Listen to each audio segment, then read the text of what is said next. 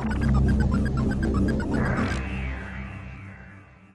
and welcome to day 2 here at Mobile World Congress in Barcelona. I'm Ree Morgan. And I'm Chris Smith. And we're here for T3.com, where we've been checking out new phones from the likes of HTC, Sagem and Puma, and a little nugget of an exclusive from Motorola. But we'll come back to that, because first off, let's head to HTC, where they launched 3 new phones: the HTC Desire, the HTC Legend, and the HTC HD Mini.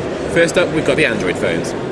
Yep, we sneaked off to the back of the convention centre here at Mobile World Congress with 2 of the 3 phones that HTC have announced today. These are the Androids. It's the HTC Legend, which is the follow-up to the Hero, and the HTC Desire, which has a massive Google Nexus 1-like 3.7-inch screen. So let's start with the Legend. As you can see, it's got this cracking, beautiful aluminium unibody here. The trackball has been replaced by a trackpad. It's got a 5-megapixel camera with a flash, but the UI has also been tweaked. The Sense UI that HTC have putting on all their Android and Windows mobile phones these days. So now, instead of flicking through the screens, I can just pinch to zoom, and you can see there's a whole bunch of home screens just waiting for me to select the one I want. There's also the FriendStream application, where I can store all my Twitter, all my Facebook and Flickr details in one handy stream. So the HTC Desire is what they're calling the super phone we've all been waiting for. As I mentioned, it's got a 3.7-inch OLED screen, which is absolutely beautiful, and also got the 5-megapixel camera with all of the Sense UI tweaks that I mentioned on the Legend.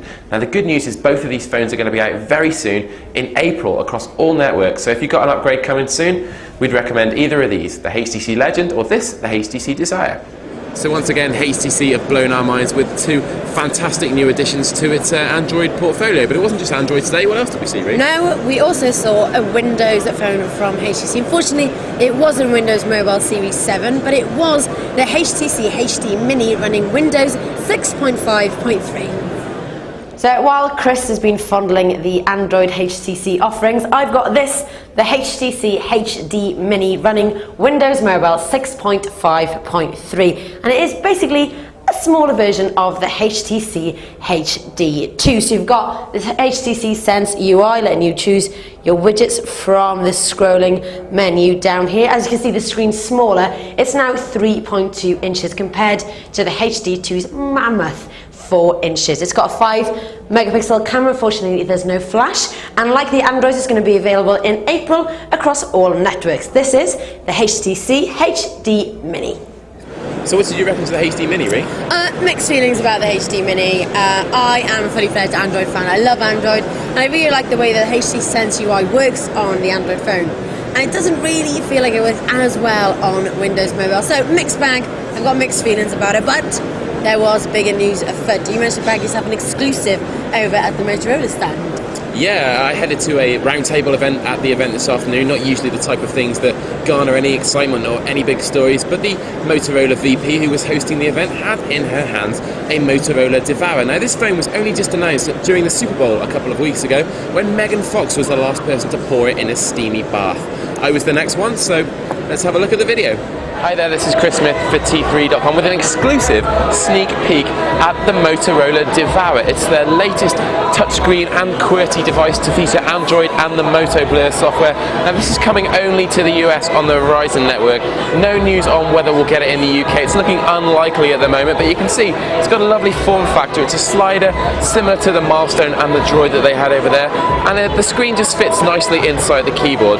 The keys seem to be nicely spaced, and the colours pretty nice as well. It's got a 5-megapixel camera like some of the other Motorola phones that we've seen, and the full Moto Blur interactive social networking software as well. So this is it. We might not get it over here in the UK, but it's interesting to have a look at anyway. It's the Motorola Devour.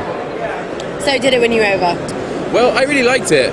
Motorola are bringing out a bunch of really cool Android phones at the moment, and I guess this is another one. It looks mid-range. It looks like it's going to sit around a little bit lower than the Milestone, but it's another QWERTY slider with that blur interface that seems to be working quite well for them. So I'm converted. Yeah, I'm converted. They're doing they're going to put a big show on here at Mobile World Congress. They are. They've done really well. Bringing out the big guns, but I went to like a smaller phone next, where I went to check out the Sagem partnership with Puma. It's the first Puma, and we also got an exclusive there because it's going to be the first of many, but this is the first one, so here's the video and check it out. Yes, I'm here on the Sagem stand with the Puma phone. Now, was a partnership announced a while ago, but this is the phone in my hand. It's got a solar panel on the back. Now, it is pretty basic, but one of the cool things they have done is added 3 home screens. So here you've got your lifestyle home screen, which has got things like your video on it and your music player. Skip along one, and finally get to your favorite home screen where you can drag and drop widgets. And then finally you've got, obviously as it is a Puma phone, your sport screen. Another thing they've added, which is pretty quirky, is they've given you a little friend called Dylan, which is a Puma that lives on your phone. And you can stroke him, take him for a walk, let him sleep. It is pretty quirky, but it's fun to have around. This is it. It is the Sagem Puma phone. So Puma and phones, really? It felt like a bit of a chavvy designer phone, like similar to what Samsung did with Adidas. It is very, very basic, but if there are some Puma fanboys out there, then I'm sure they're going to love it. But after that, I went over to Acer, where I checked out their first phone running Android 2.1 Eclair. So here it is. It's Acer Liquid E.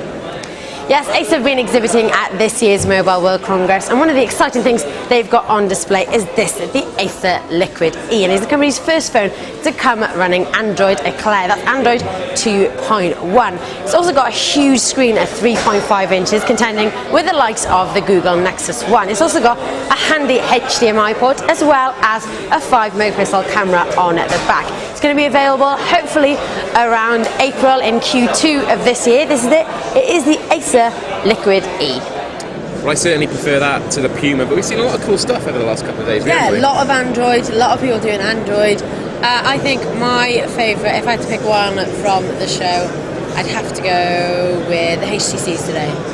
They were pretty impressive, like the HTC Desire and the Legend. They both look absolutely brilliant. Really continuing where the Hero left off, really, and improving that UI and a much nicer design on both phones this time. Definitely. Get rid of that trackball, and it's lightning fast. They are. Even when we were playing them, they were just so fast, it was ridiculous. So it's nice to see HTC doing well. And Motorola as well. They've put on a good show this year. I think they're pretty impressive. They've got a huge stand, and they're back.